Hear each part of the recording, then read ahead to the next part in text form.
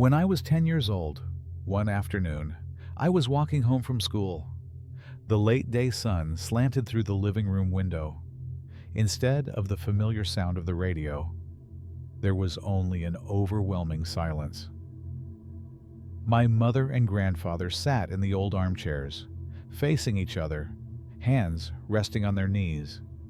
They didn't look at the door. They were wrapped up in a terrible truth I was about to hear. The bad news was, my father was missing. Dad and Uncle Earl had gone on a weekend hunting trip, deep into the woods east of Quetta, a place where the West Virginia hills swallow both light and cell phone signal. About half a mile in, Dad realized he had left his wakirkashe, grunter, the tool hunters use to mimic the deep call of a buck, back in the truck. It wasn't just a duck call, it was essential gear. Dad told Uncle Earl to wait, then went back to get it. He left and never returned.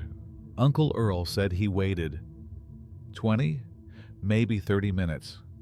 A stretch where a hunter's patience still makes sense. But when worry crept in, he went back to the truck. Dad was gone. No sign. Not a single trace. When night fell, things got worse. Uncle Earl called every deputy sheriff in Coal Creek Township to search those dark hills. The search lasted 2 weeks, a frantic storm of rescue teams, search dogs, and volunteers. But in the end, after nothing, the sheriff called it off. All that was left were the silent hills and a vanished name. My mother, driven by desperation that sometimes looked like strength, kept Dad's name on the missing persons list longer than anyone else in town. Family and friends chipped in, enough to hire a private investigator, a retired cop named Detective Blackwood. But in the end, he just confirmed what we already knew. Still, he offered a theory the police never wanted to say out loud. Maybe Dad wandered deeper into the woods and reached a cluster of old mining pits near a town called Cucumber. The theory went like this. Dad stepped into one of those mines, fell down a deep shaft, and stayed at the bottom. But here's the thing. Even in the first frantic days of searching, every safe mine had been mapped by cavers, the dangerous ones checked by K-9 teams. No trace was ever found. The police couldn't rule it out, but it was a mystery that never sat right. Detective Blackwood did uncover something the sheriff wouldn't talk about: graffiti. Deep inside one of the mine shafts. Not the usual tagging. He didn't recognize the symbols or words.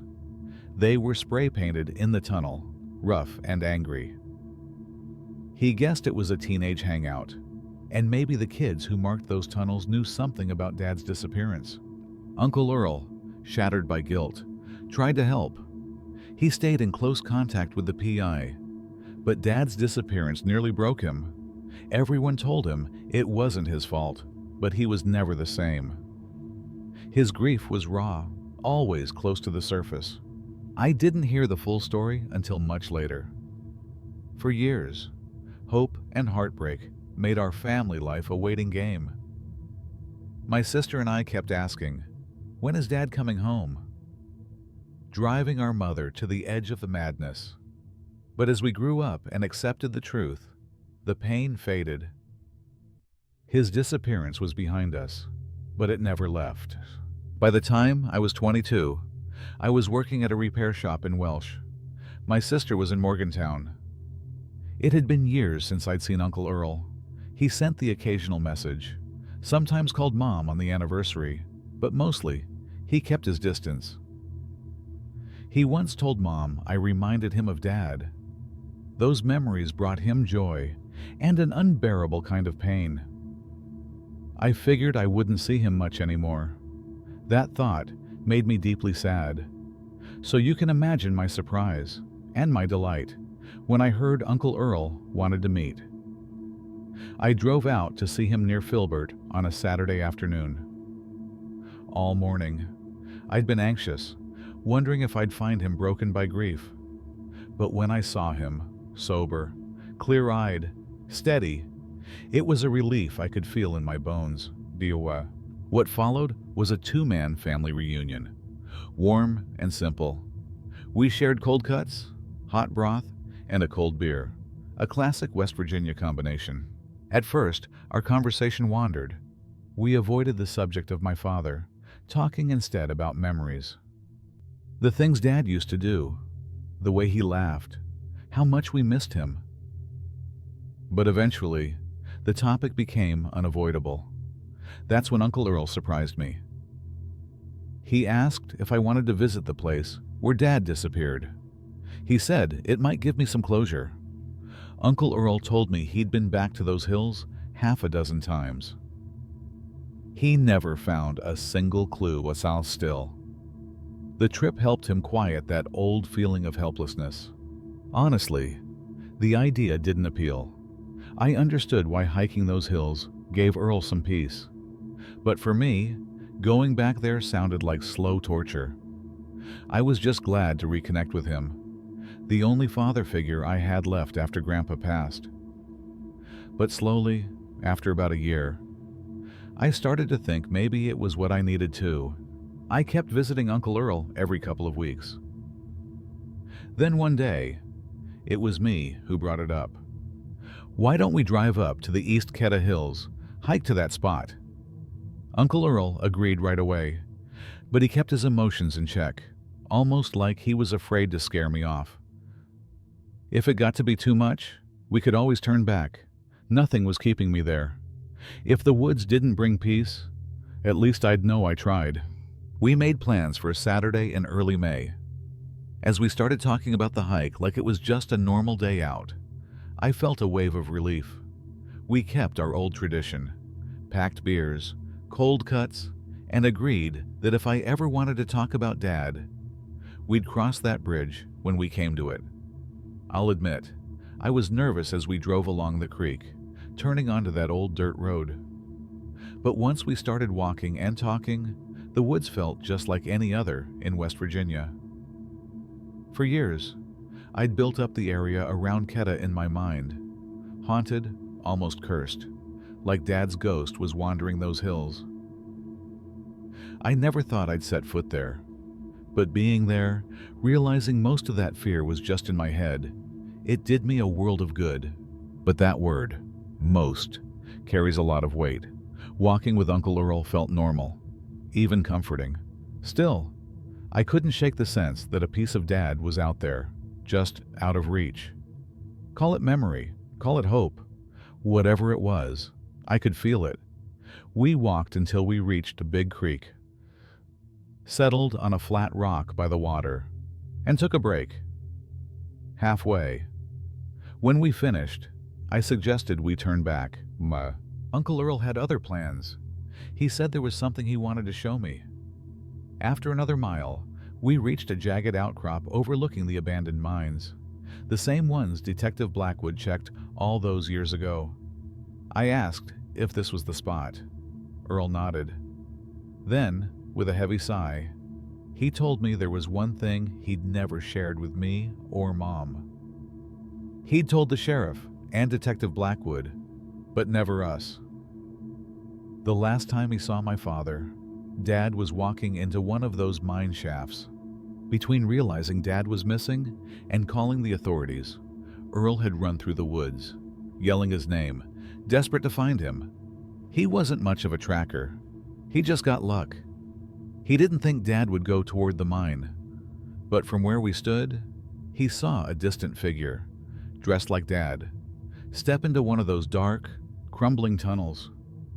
Earl said he tore down the slope, sprinted to the mine shaft, flashlight in hand, but when he stepped inside, there was nothing. No one. I asked if he'd seen the strange graffiti Detective Blackwood talked about. He shook his head. But something about that mine made his skin crawl. That's what haunted Earl all those years. The thought that he saw his brother slip into darkness, and when he called his name, Dad chose to hide, not answer.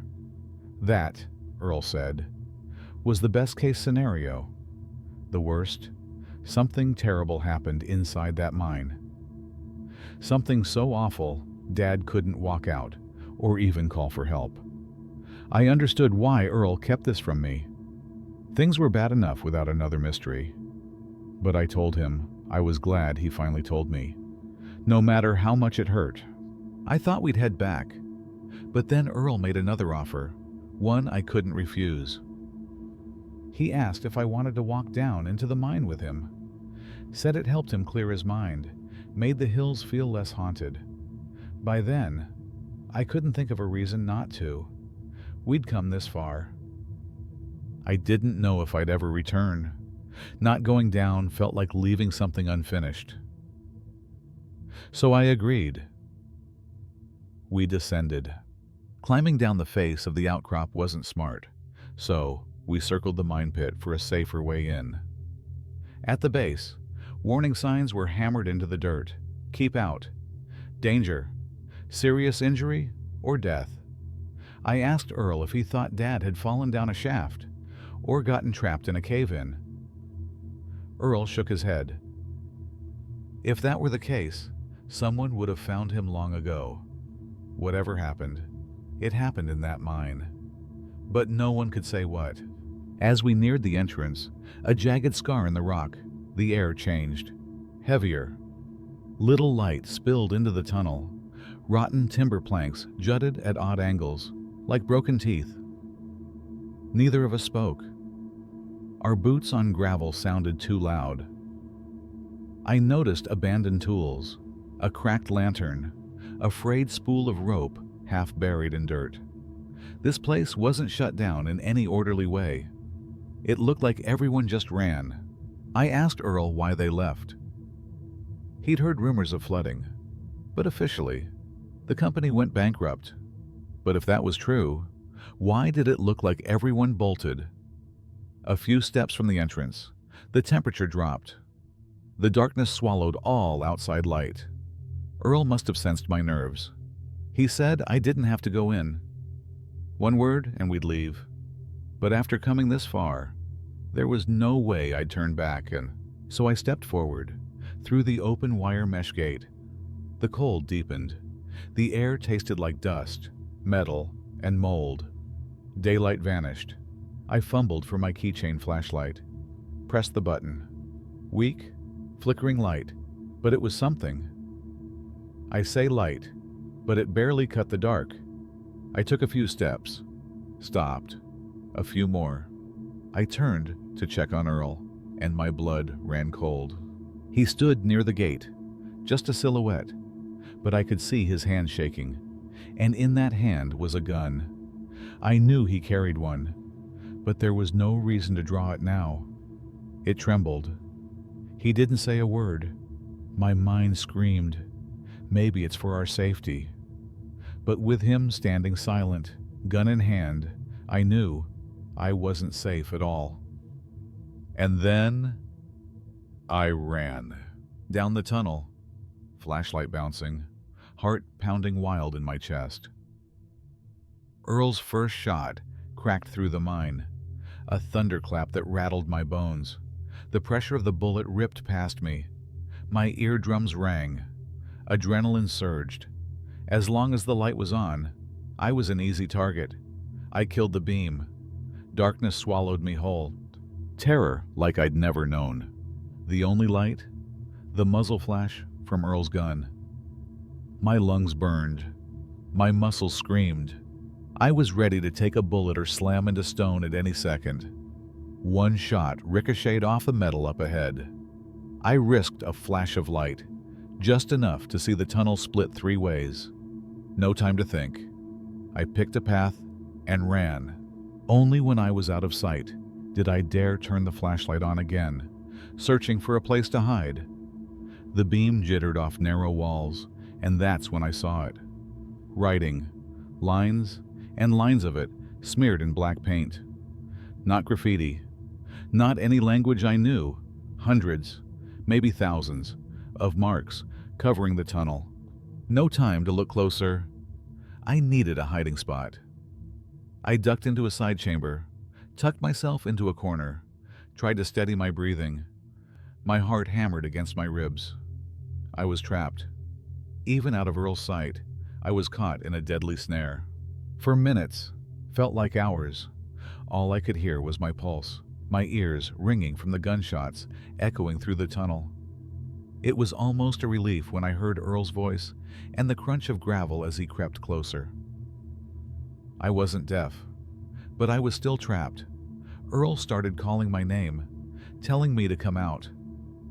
He didn't try to reason or explain, just promised he'd find me sooner or later. I couldn't move. His footsteps echoed closer. Suddenly, his flashlight swept down the tunnel. I froze, barely breathing. In my head, "Don't come in here. Don't come in here. Please, God, don't let him find me." Maybe God was listening. Earl kept walking past my hiding spot. His steps were slow, methodical. Now and then, he mumbled something I couldn't understand. Then, suddenly, his footsteps changed. Quick, sharp, the sound of gravel grinding. Silence. Had he heard me trying to run? He froze. Seconds passed, stretching forever. Then he said, "I know you're here. Arthur, Don. Arthur. My father's name. Not mine." My sanity nearly snapped. Uncle Earl had lost it. He'd tried to kill me, and now he was confusing me with his brother. I wanted to speak, to beg for the old family bond, but I knew that might be my last mistake. His footsteps started again, slow and steady. I braced myself, ready to rush him.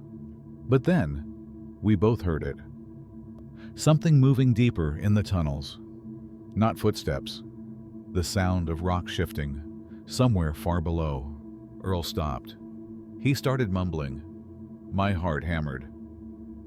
I strained to hear. And then, a rush of hot air blasted through the tunnels, from somewhere deep below. It reeked of evil. I pulled my shirt over my face. It wasn't rot. It was worse. A burning, poisonous scent. Something that shouldn't exist above ground. Older than the mine. Poison gas. I realized. Maybe this was why the place was abandoned. I clamped my shirt tighter over my mouth. Suddenly, Earl started screaming. "He's here. I brought him. I did what you asked." Over and over. His voice turned frantic, then desperate, then shrill with pain and terror. I ran, bolted down the tunnel, legs barely working. I didn't see Earl's light, but I heard his screams, echoing, fading as I burst into daylight. I never looked back. I scrambled up the slope, ran through the woods until I collapsed. The forest was silent, but Earl's screams echoed in my head. I felt everything at once. Trauma, guilt, a strange kind of triumph. I'd survived, but I couldn't feel joy.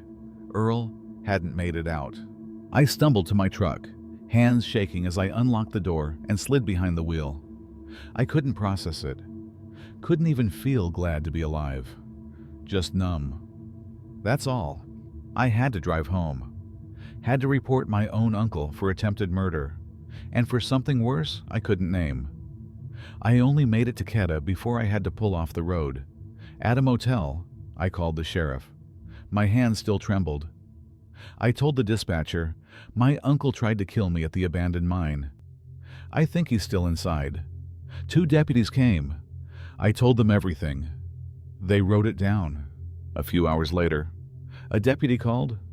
They found footprints, shell casings, but no Earl. No body, no blood, no weapon, only those spent shells at the entrance. I told them about the rush of hot air and Earl's frenzied yelling, "He's here! I brought him! I did what you asked!" After weeks of searching and expert opinions, the sheriff made it official. Blowouts. Sudden bursts of toxic gas, the kind that kills miners, causes panic. They said Earl must have been overcome, disoriented, and that's why he attacked me. Of course, they told Mom and me Earl was now the top suspect in Dad's disappearance, almost certainly a murderer. They wanted to know why he called me Arthur. But 2 decades have passed. Not a trace of Earl, not a sign of Dad. After the search, they sealed the mine with explosives. Nothing left but questions. But the truth? I never believed the toxic gas story. Not for a second. The hot air came later, after Earl started calling me Arthur, after he'd lost his mind. The sheriff and his experts said I was confused, too panicked, maybe poisoned by gas myself. But I know what I saw, and I know what took Uncle Earl.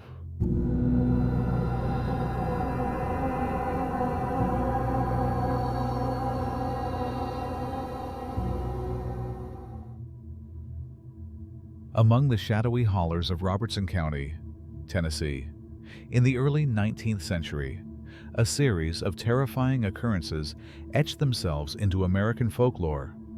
I know this because I lived it. I saw it all. As James Bell, the eldest son, this was not a campfire tale. It was a force of malevolence so palpable, so relentless, that it claimed my father's life, drove my mother to the brink of madness, and left a legacy of fear lingering in the very air of the region to this day. The force in question was no mere phantom whispered about in the dark. She was a presence so vile, so singular in her focus, that she defied explanation. Over time, her deeds and devilry earned her the notorious nickname, the Bell Witch. This is the true account of a nightmare that clawed its way into our reality and refused to let go. My family, led by my father, John Bell Sr., and my mother, Lucy, along with my 8 siblings, had done what countless others had done. We carved out a life of relative comfort amid the raw, untamed beauty of the Tennessee frontier. We settled our sprawling farmstead in 1804 on a wide tract of land near the small, fledgling community of Adams. For over a decade, our days were marked by the honest rhythm of toil and harvest, the creak of wagon wheels on freshly turned earth, the comforting smell of wood smoke and fertile soil, and the ceaseless, boisterous laughter of our large family. My father, a hearty, no-nonsense farmer with a do-or-die pragmatic demeanor, was the undisputed patriarch. We were a bedrock family in the community, building a future brick by brick in the American wilderness. But in the sweltering summer of 1817, the natural order of our lives began to unravel. It began with a simple, almost dismissible sound. A knock on the cabin wall. Sharp, insistent. It was like knuckles rapping from the other side of a grave. We, as frontier people, wanted a rational explanation, so we dismissed it. It must be the wind, we agreed, rattling a loose branch, perhaps a small, restless animal outside. But then came the scratches, a sound that carried a far more unsettling intent. They clawed at the windows, at the very seams of the house, as if something outside begged, desperately, to be allowed in. Or perhaps was merely testing the strength of that frail barrier between us. Night after night, the sounds grew, louder, more deliberate, until we could no longer deny their existence. The atmosphere within our warm, familiar cabin began to curdle with a cold, creeping dread. My father, John Sr., the steadfast pillar of the family, was the first to glimpse our vile visitor in the flesh. One sweltering afternoon, while walking through his high, green cornfield, the very symbol of his hard-won prosperity, he suddenly froze. A grotesque creature seemed to materialize before his eyes. It was a dog-like beast, but with the chillingly unnatural head of a rabbit. Its eyes glinted with vicious, unnatural hunger, staring at my stunned father with a look that spoke of predatory malice. In an instant, my practical father reacted, shouldering and firing his musket. But as the shot echoed across the field, a sharp, metallic ping ringing out in the sudden silence, the canine creature simply vanished into thin air. He returned to us pale, describing only the faint, metallic stench of sulfur, and a profound, bone-deep dread that clung to him like an unseen shroud. That very night, the terror escalated. The knocking returned, fiercer and angrier than before, as if the mysterious beast had followed him home, enraged by his defiance. The disturbances were no longer isolated incidents affecting just my father. They began to seep into the lives of my siblings. Betsy, my youngest sister, was particularly distraught. She wept as she described a pale girl in a green dress, swinging from an old oak tree near the house. Her neck twisted at an impossible, sickening angle. Meanwhile, my brother Drury swore that a bird of monstrous size, larger than any he had ever seen in the wilderness, had flown down and perched itself atop the family barn, staring at him with eyes that seemed to burn like fire and brimstone. And the innocent, everyday sights of the farm were being poisoned, viewed through a lens of growing, supernatural horror. We were surrounded, our sanctuary besieged by the unbelievable.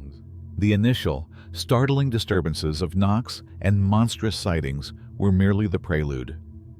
As the weeks bled into months, the unseen force intensified its assault with a methodical, escalating ferocity that turned our cabin, once a haven of frontier life, into a crucible of relentless terror. The invisible presence moved from mere sound and fleeting sight to direct, violent physical action. At night, our sanctuary betrayed us. Furniture shook violently, shuddering and rattling as if gripped by massive, unseen hands. The heavy, hand-stitched bed covers were ripped from sleeping bodies by an inexplicable, icy force, often flung across the room with shocking speed and precision. My siblings and I, already traumatized, lay paralyzed in our beds, listening to the chilling sound of chains rattling across the wooden floorboards, dragged by no discernible human or animal power.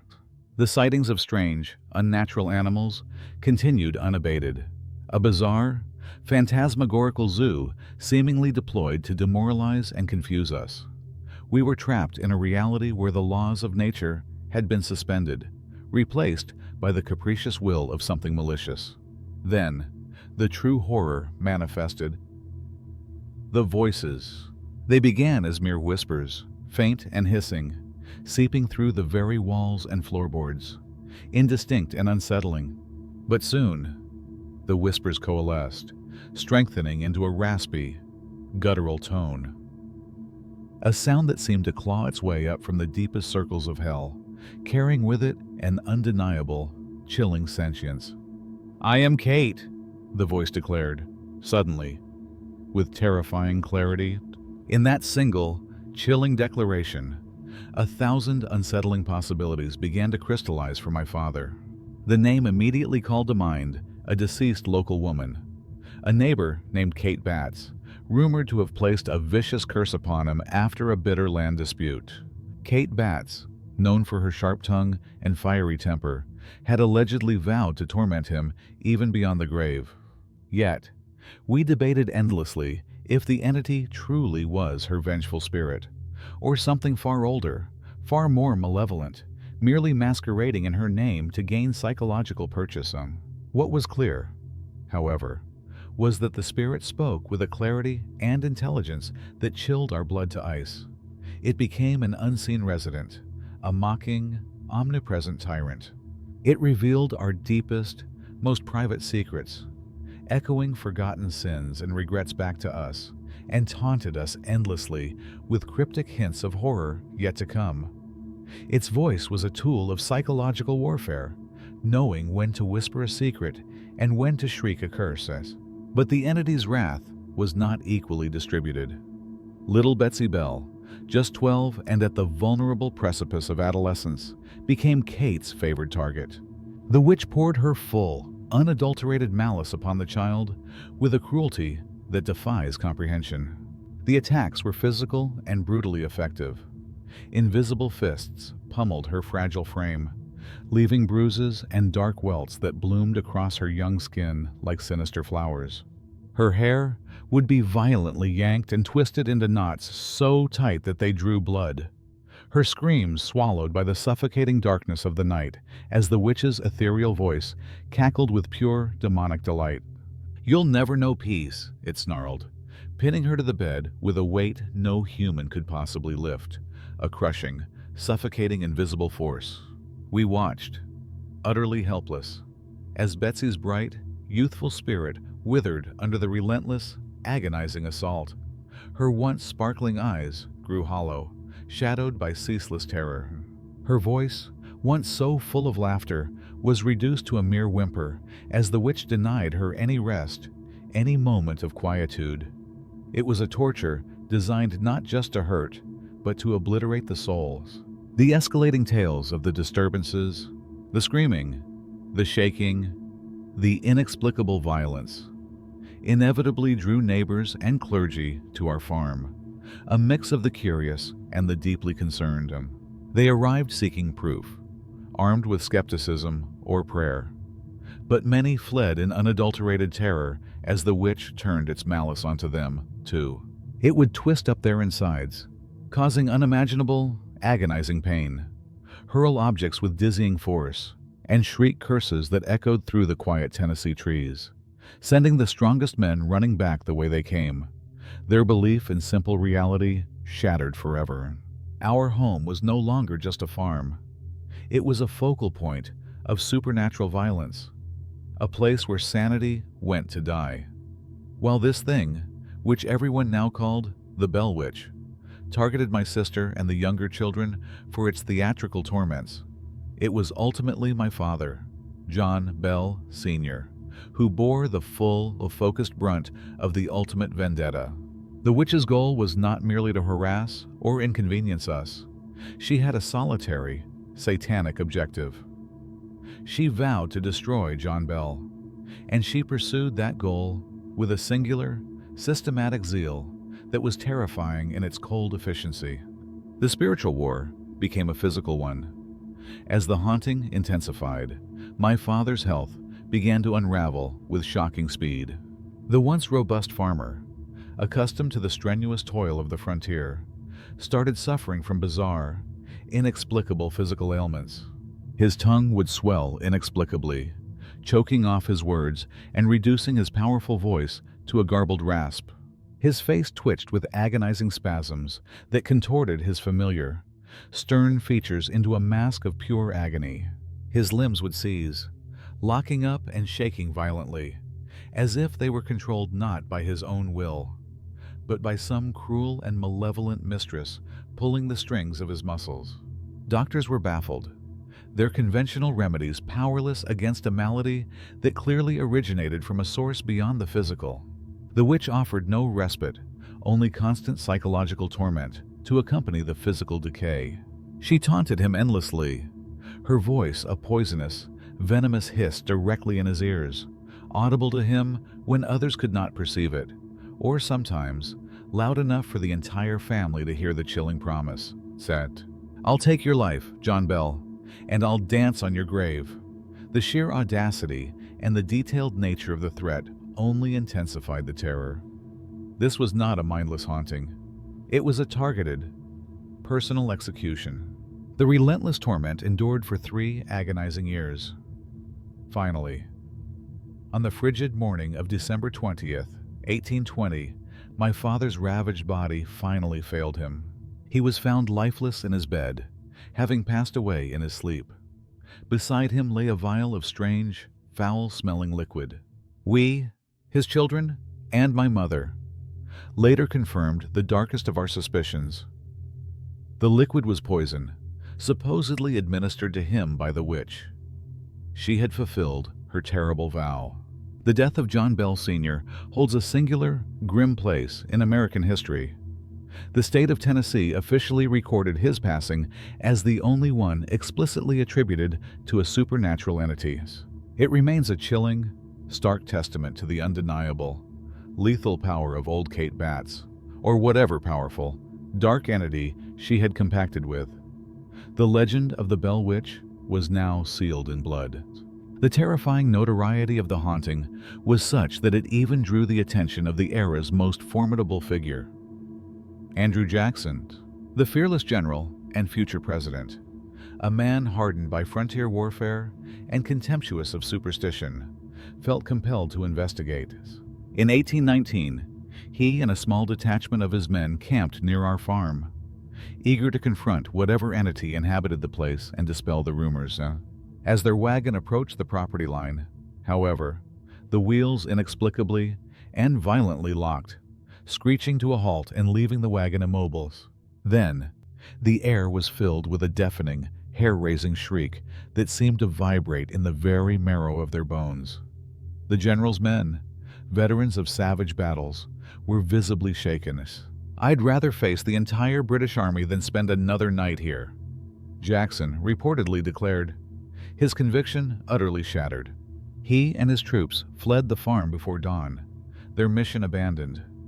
If a man of Andrew Jackson's unshakable conviction was left quaking and scrambling before the witch, what conceivable hope did simple farmers like us have against such a force? The anecdote served as the ultimate confirmation that the Bell Witch was not merely folklore, but an undeniable, devastating reality. The Bell Witch's reign of terror did not mercifully conclude with my father's death. Instead, it lingered, a shadow cast over us, tormenting my sister Betsy and my mother Lucy, ensuring that the atmosphere of dread did not dissipate.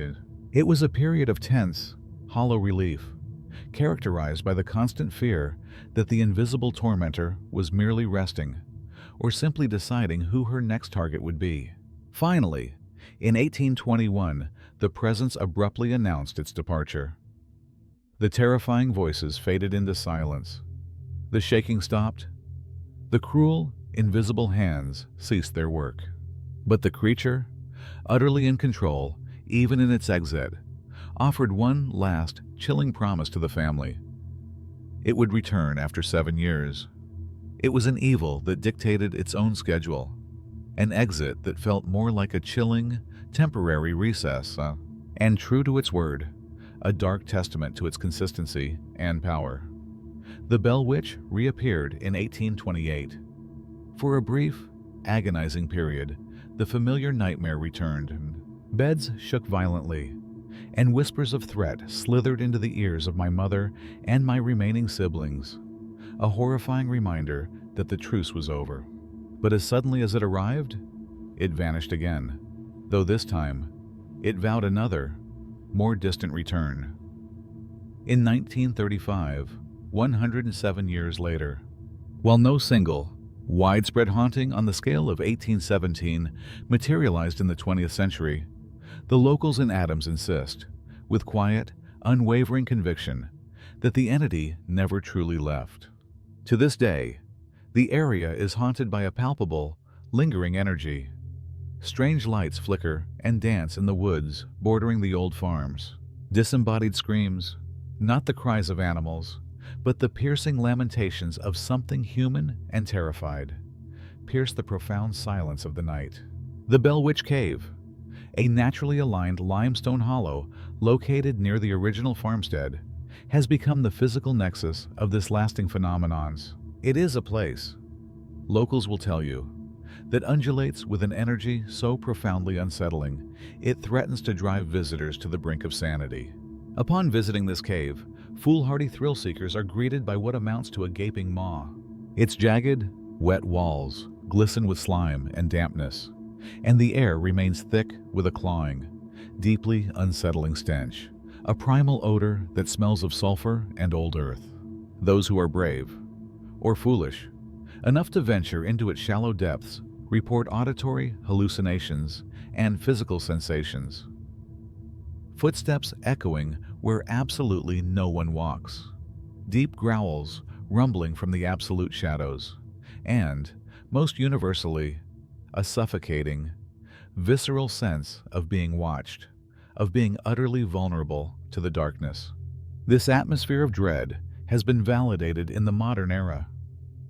In 1986, two reporters from the Tennessean, staff writer David Gerard and staff photographer Bill Wilson, planned to spend a night inside the cave, armed with skepticism, professional detachment, and powerful flashlights. They lasted mere hours before bolting, They were driven out by a guttural noise that rapidly swelled into a roar, a terrifying sound that no natural cave structure should ever make. It was a short, powerful burst of sound that reverberated from the back of the cave and hit us like a slap, Gerard later wrote, attempting to articulate the acoustic shock. It was not a metallic screech or the howl of wind. It was a vocal, loud, high-pitched scream. They looked at each other. Their skepticism instantly evaporated and scrambled back through the entry gate, leaving the inexplicable terror behind them. Gerard, a man of rational thought, later offered two reasonable explanations.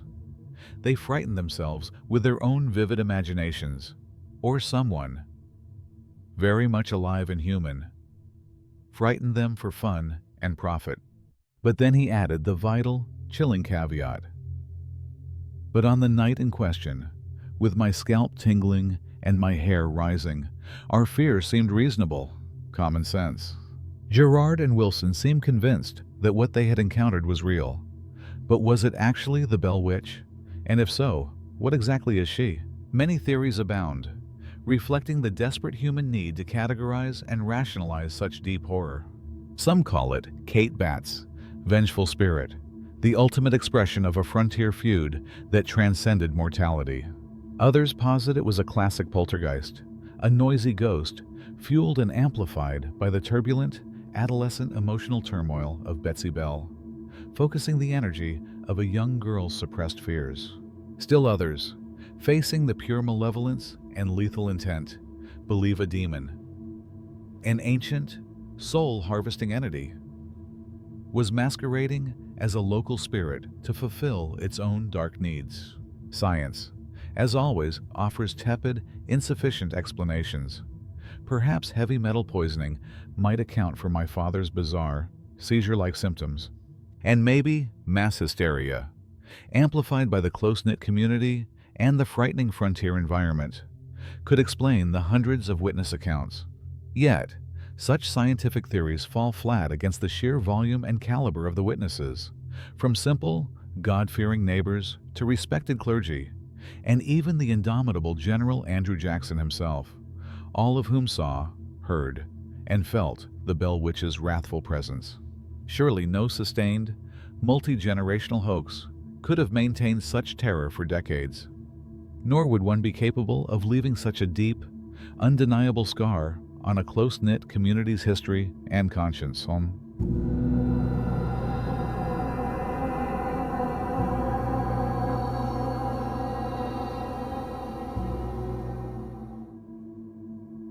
My name is Eudora, and I am a postdoctoral research fellow in the Department of Anthropology at Duke University. I spend my time sifting through the layers of the human experience, focusing on the deep intersections between cultural practice and social identity. My work is a blend of intensive observation, the ethnographic method, and a deep dive into historical context. I have taken on many interesting projects, but there is one, frankly, that I wish I could forget.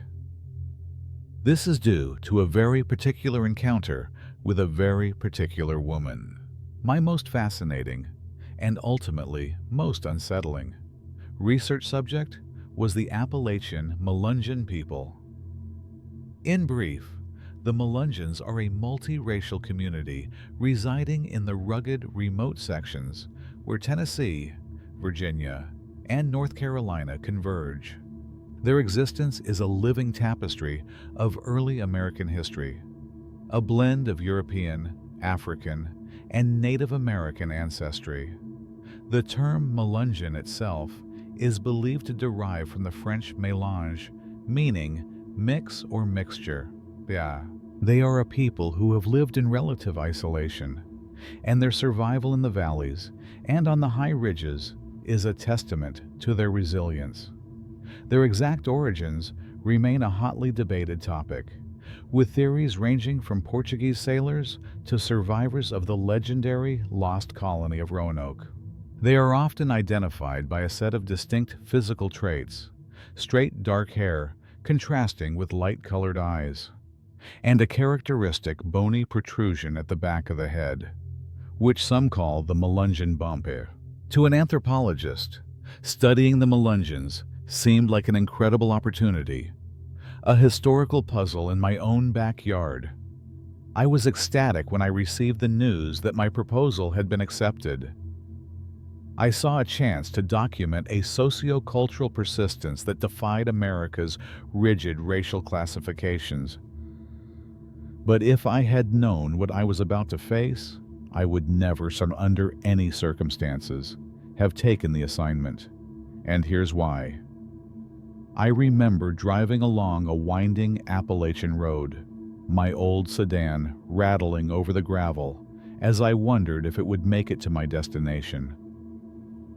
The latest lead had brought me to a village called Hollow Ridge, a place that, depending on the documents, wasn't even on the map. Some records made the incredible, almost mythical claim that the villagers exhibited an atypical aging process. The academic language was fascinating, but the local explanation was simple. That good mountain air just keeps folks there living a long time. My notebooks were full of dead ends, so I figured that following this lead couldn't hurt. After hours of driving, Hollow Ridge finally appeared. It was a cluster of scattered houses. Clapboard homes, faded like old bone, leaned against the hillside. I parked near a dilapidated general store, breathed in the thick, heavy air, which smelled of damp earth and pine oil, an aroma that always felt like the ancient breath of the mountains. The storekeeper, a lanky man with salt and pepper hair, eyed me with suspicion as soon as I asked about the settlement. Eventually, he pointed me toward a hard-to-see path that led straight up the mountain. "Folks up there don't take kindly to outsiders," he said. "You'd best be careful, miss." The implied threat hung in the air. I thanked him, bought a Coke and a pack of gum, and began the hike. The path was steep and relentless, cutting through dense woodland. After a mile or so, I reached a smaller, older cluster of homes that looked more like moss-covered shacks than houses. A woman sat on the porch, snapping beans. She looked up, her eyes dark and steady, as I introduced myself. She simply jerked her head toward the house behind her, her chin pointing to the dark frame of the doorway. "My mother's in there," she told me, her voice flat, like the valley floor. "She's the one you want to talk to." I stepped onto the porch, feeling a sudden, chilling sense of dread. The door creaked open before I could knock. Two men stood there, one tall and one short. The taller man had skin tanned like dried leather and startlingly white hair, with a faded scar across his cheek. The other was shorter, bald, with unusually large eyes and a generally unpleasant-looking face. Neither invited me in, nor did they ask what I wanted. I kept my explanation brief, and then the taller son spoke. "She's 115, he said, his voice gravelly. "She doesn't talk much. Don't tire her out." Then they backed out of the doorway and gestured for me to enter. The air inside was heavy, cold, and still, smelling of mold, dust, and wood smoke. An odor of deep age, of time itself. The living room was dark, lit only by a single, weak electric lamp. Lying on a twin bed was a woman, or at least what was left of one. When I say she was bone thin, I mean it in the literal, horrific sense of the word. Her skin was stretched terrifyingly taut over her skeleton. Her eyes were so deeply sunken into their sockets that she looked nothing short of a specter. Her breathing was a miserable sound, a weak, rattling wheeze that sounded as if her windpipe were lined with sandpaper. I had seen very old people, but she was something else entirely. A grotesque monument to longevity. I sat on a stool. She didn't react at all, her gaze locked on a distant point. I started easy by asking her name by Sashikan.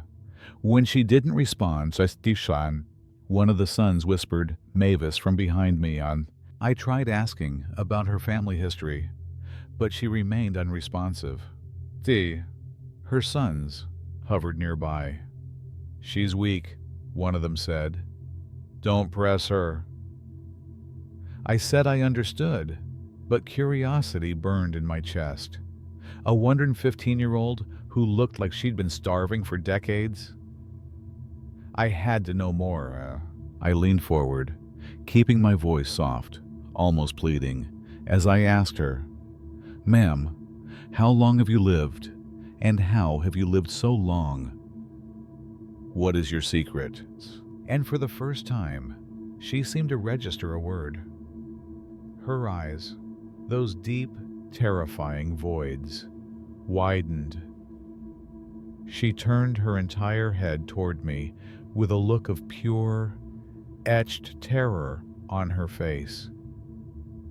A fear so comprehensive it felt like a physical cold current. Then, in a weak, croaking voice, she said, It eats the years. The strain of forcing out those 3 words seemed to be killing her. As soon as she finished speaking, her eyes rolled back inward and her body jerked slightly as she began to gasp for breath. The sons immediately lunged forward, one yelling at me to get out, while the other tended to his mother. I snatched my bag and stumbled outside, my heart hammering, as the door slammed shut behind me. As I made my way back down the trail, the old woman's words echoed in my skull like a fevered mantra. What exactly did "it eats the years" mean? I wanted to go back, to demand answers. But I knew better than to linger too long in such an isolated, hostile place. I got to my car and sat there for a long time, then drove away, still checking my rearview mirror obsessively. That night, back in the safety of my apartment, I replayed the events over and over. Mavis's face refused to leave me. I tried to rationalize it, but the raw horror in her eyes defied every academic label. When I finally managed to get a little sleep, I had a vivid nightmare where I was the one on that bed, my own voice croaking out the words, "It eats the years." The next morning, I called a folklorist friend of mine. I recounted the entire story. He explained that these stories were ancient, dark, dealing with a strain of folklore about bargains with the land. He added that the agreement was for unnatural longevity in exchange for a permanent, nameless toll paid to the land itself. The thought that Mavis's confession might be a real bargain sent a jolt through me. My professional curiosity had curdled into a desperate, personal need for closure. And so, about a week later, I drove back. This time, I walked the trail with a heavier step. As I approached the main cluster of homes, an absolute silence, much deeper than before, descended. No smoke, no people, no signs of life. I arrived at what had been Mavis's house. The porch was empty, and the homes appeared utterly deserted. I knocked on the door. The sound echoed unnaturally. It wasn't locked, and I pushed it open. The living room was the canvas of complete emptiness. No lamp, no bed, no Mavis, and no furniture. It wasn't an abandoned house, but a meticulously cleared stage. I checked the other rooms and found nothing. I called out into the void, but the mountains simply swallowed my voice. Weeks passed, and the question still gnawed at me. What did "it eats the years" mean? I began searching the archives, and it was in the Wilson Special Collections Library that I had a small but vital breakthrough. I found a scan of an old journal dating back to the 1710s. It detailed a fur trapper. He described a village he called Hungry Hollow. His description matched Hollow Ridge perfectly.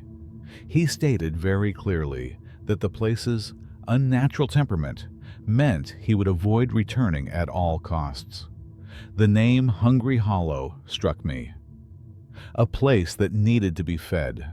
My encounter with Mavis never made it into my research paper. I decided the best course of action was to try and forget it. But I couldn't forget. And no matter how I tried to rationalize what Mavis had said, there was something deeply, profoundly unsettling about the way she had acted. I knew the difference between the confusion of old age and the total, tangible horror in her eyes. On that day, and in Mavis's eyes, I had seen true fear. A fear that showed she knew exactly what was happening to her, and it was a price she was forced to pay. It was a kind of horror I wasn't in a hurry to meet again, near or far.